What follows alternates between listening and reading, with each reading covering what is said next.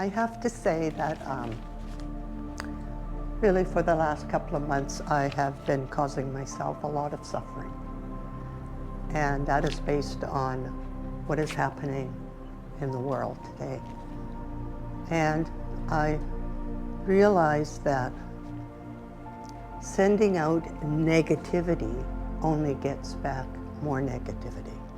So sending out the darkness just results in more darkness. So having love, divine love, as part of our powers, I think it really has come at such a good time for all of us. And so I have spent the last little while really delving deeply into my divinity and trying to cope with whatever's going on around us in a non-physical world way. Because really what we really are here to do is to be positive and to connect with our divinity and share it with the world. And I think when we have things that happen that cause us to question that, I think it's that happens for a reason. I think it means that we have to dig deep as an individual and as the universe, as the world, and kind of step outside of that physical world that we live in. So I found this fellow called Robert Clancy. He's a spiritual writer. And I don't know if any of you have ever read any of his stuff, but he had a really good definition for divine love that I kind of related to.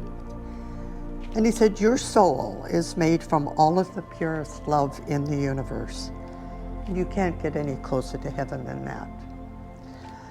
He said, it is being in a state of one with the universe. And by the universe, he's talking about humans, nature, anything that comprises the universe, that we are all connected.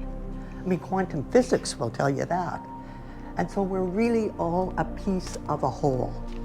And I think once we really get that, I think it allows us to accept what is happening, and that maybe it is happening to wake us all up. So he, some of his stuff I don't relate to, but I really related to his definition of divine love. Now, so what I set out to do was to change my behaviors. And so I've spent a lot of time working on how to connect and live in my divinity and not just on a physical world. And so I started to spend every day in silence, in meditation, going out for walks with my dog and really being present with nature. And I know my neighbors probably think I'm crazy because I'm out there hugging trees, for God's sake. But there's an energy there. I mean, we're all energy. And there's something about hugging a tree that makes you feel safe and makes you realize that you're so much more than your physical body, that there's a greater presence that you're a part of. So those were a few of the things that I started to do. I started to watch YouTube, Eckhart Tolle, Wayne Dyer, Michael Singer, all of the spiritual leaders that I really resonate with. And you know, there's so many more out there, like this Robert Clancy, I'd never heard of him before. There's hundreds and thousands probably of these people. And the message is very much the same. So I started to access those kinds of things. I started to listen to uplifting music. I started to be more compassionate, less judgmental. And that is very difficult to do. I have been avoiding the news, but I decided I'm not going to live by watching the news as some people are doing, because you start to obsess and have all these negative thoughts. But when I do watch the news, I focus on what situation or who I can pray for, I can send healing love to, and to recognize that we are all divine. It's just some of us have trouble connecting and living that divinity. And I think we have to look at the situation, the people, with compassion and understanding, and know that there is more to them than what we are just seeing. And that's been a struggle for me, as I know it has, because I have felt the energy in the world, at least in my world, the vibrations are very low. People are agitated, they're worried, they're angry, they're hateful, and you feel that in the world around you. And so I've started to respond to that with love and my light, rather than responding to it with anxiety, inner suffering and all that, which just basically, you're just sending more darkness out into the universal consciousness. So that has been sort of my walk that I have been taking. And I kind of want to look beyond appearances, because there's always more to appearances. You're only seeing the mask of what people are showing you, but we're all a lot more complex than that. And so I've started to try to look beyond appearances and to know that there is a divine being there. I'm starting to, well, I always have, but I'm starting to, I don't know, smile more when I'm out. I go for my walks, I say good morning to people. There's a homeless fellow sitting on the bench. We have a nice conversation, and he said to me, thank you for noticing that I'm even here. You don't realize that what a kind word, a compliment, really can make a person feel so good about themselves. And so I've been trying to do more of that, giving more to the food bank, and I look around, there are so many giving and wonderful, compassionate people in this world. There's a lot more people that have those qualities than people that you don't see them in. And I think if you really start looking for it, you will see it.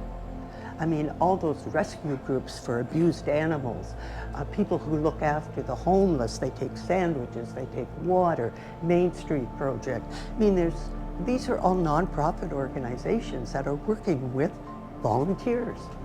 And so there's a lot of love out there, and we really have to concentrate on that.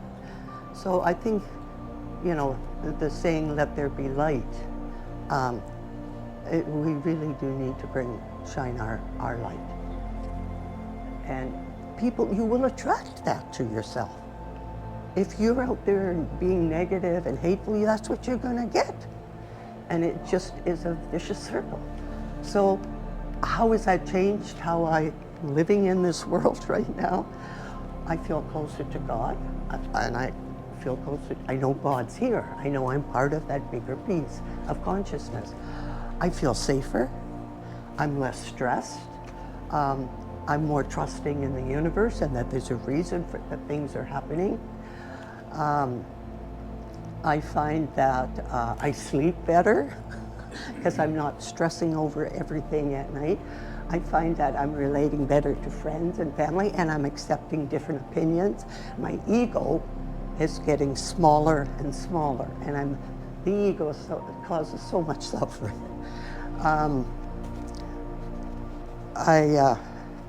I just feel like this is the way that I need to be in order to be joyful and feel connected to really who I am. You have to go deep. It makes sense in perspective to love your enemies, because we can't do a lot.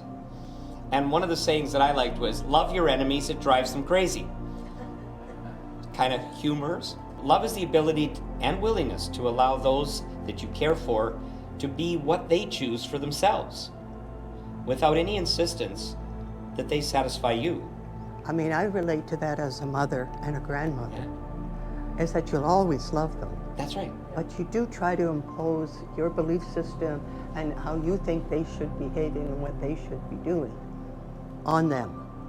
And I mean, I catch myself doing it with my grandkids sometimes, you know, instead of just letting them be who they are. It's kind of like God. because Yeah. God doesn't judge us that way. That's right. And so we need to get away from that whole judgment thing as much as possible, because it's just not love. Love in Buddhism always begins with yourself before the manifestation of the other person in your life. The teaching of love in Buddhism is that when you go home to yourself, you recognize the suffering in you.